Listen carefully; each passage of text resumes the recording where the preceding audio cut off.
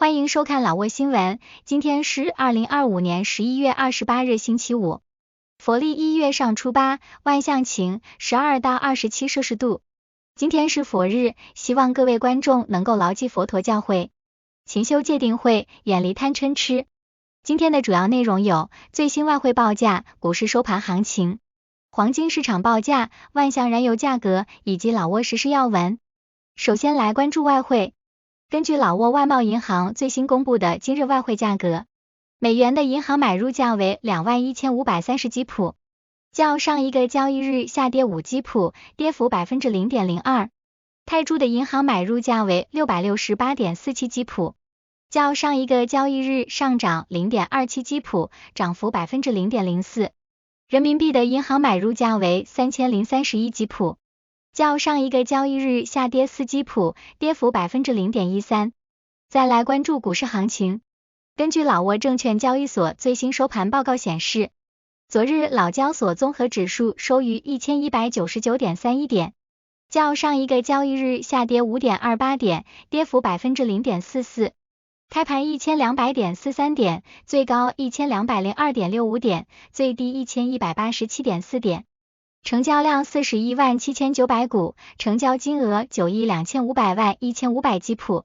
成交量最高的股票是外贸银行，收盘价1860基普，交易量26万9000股，其次是中老证券和联合发展银行。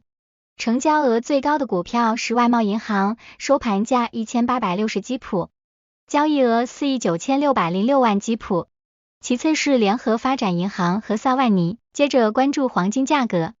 根据老挝 PV 黄金最新公布的价格，重量为1铢的黄金金条，每根售价是4455万基普，较上一次报价上涨26万基普，涨幅 0.59%。然后关注今天的万象油价。今天万象10个加油站执行11月26日老挝工贸部公布的燃油价格。柴油每升19390基普，普通汽油每升23130基普，95号汽油每升28120基普。接下来一起关注时事要闻。一、老柬双边合作联委会第15次会议在万象成功举行。老挝柬埔寨双边合作联合委员会第15次会议于11月27日在万象成功举行。会议由外交部长通沙万峰威汉和柬埔寨副首相兼外交与国际合作部大臣布拉索坤共同主持，双方回顾了第14次会议纪要的落实情况，高度评价两国在多个领域的合作成果，双方一致同意将继续深化和扩大合作。会议强调要持续推动高层互访和人民往来，以弘扬传统友谊。会议在友好的气氛中圆满结束。双方共同签署了第15次会议纪要。二、马来西亚援助南桑中学图书馆翻新并举行移交仪式。11月27日，万象桑通县南桑中学举行了图书馆翻新项目移交仪式。该项目由马来西亚政府通过其驻老挝大使馆提供无偿援助，旨在改善学校的教育基础设施。马来西亚驻老挝大使安迪伊尔万马赫穆德向万象市教育体育局副局长奔坦塞马尼移交了翻新后的图书馆。奔坦塞马尼副局长对马来西亚的持续支持表示感谢。他强调，这项援助促进了教育体育领域基础设施的完善。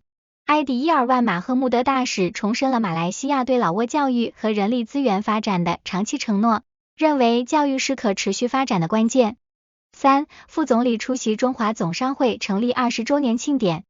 11月25日，中华总商会成立20周年庆典在万象举行。副总理沙伦塞贡马西和中国驻老挝大使方宏出席。商会会长陈小新回顾了商会20年来在推动中老经济贸易和文化交流中发挥的桥梁作用。方宏大使则肯定了商会在服务会员和协调政企关系上的重要作用。沙伦塞贡马西副总理代表老挝政府致谢，感谢中国对老中全面合作的强力支持。副总理承诺，老挝政府未来将持续改善营商环境，提高行政效率，完善法律法规，切实保护投资者的合法权益。四、日本援助沙湾拿吉省灌溉渠翻新项目移交。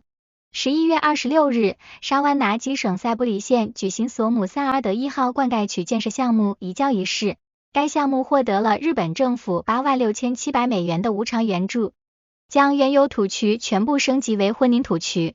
沙万拿吉省委副书记到文塞苏联和日本驻老挝大使小泉勉出席。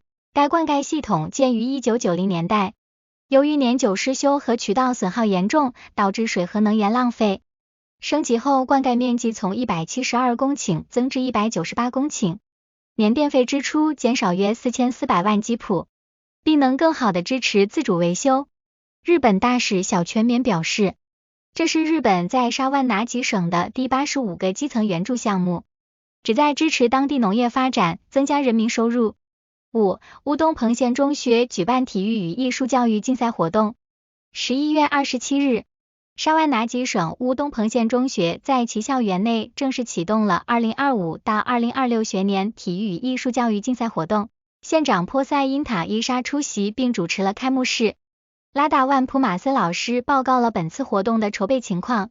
他指出，举办本次活动是为了让体育和艺术工作成为团结的源泉，并吸引学生的兴趣，营造良好的学习氛围，同时也是在校内开展反毒品运动的一部分。体育教育活动包括12个竞赛体育项目，艺术教育活动包括传统舞蹈、艺术舞蹈、民歌、乐器演奏等。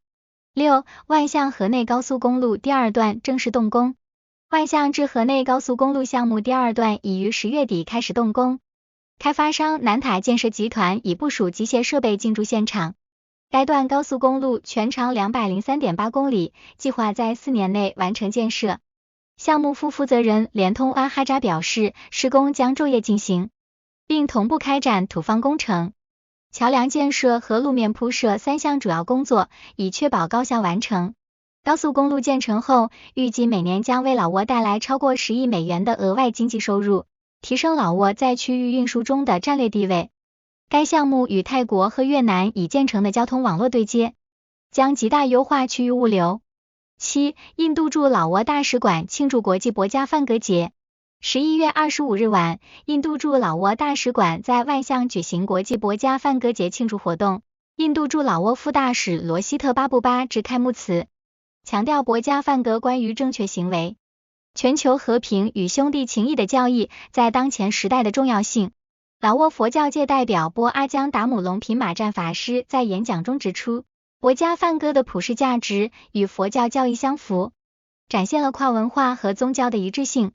活动还包括斯特塞学校学生带来的精彩舞蹈表演，为庆祝活动增添了文化维度，促进了两国间的文化交流。8. 老挝与亚洲森林合作组织联合举办第3届湄共和国家森林火灾研讨会。11月25日，老挝林业局与亚洲森林合作组织在占巴塞省共同举办了第3届湄共河次区域国家森林火灾研讨会。老挝林业局副局长阿拉汉布尼亚帕隆和占巴塞省农林与环境厅副厅长塞亚西维拉帕共同主持了会议。来自柬埔寨、缅甸和越南等湄共河次区域国家的代表和专家参加。会议讨论了森林火灾管理政策和区域合作，交流了重要的理论和现场实践经验，促进了各方之间的相互学习。此外，与会人员还在巴章占伦苏县的塞萨旺村进行了森林火灾扑救的现场实操演示。以上就是今天的老挝新闻，欢迎点赞、评论和订阅，我们明天见。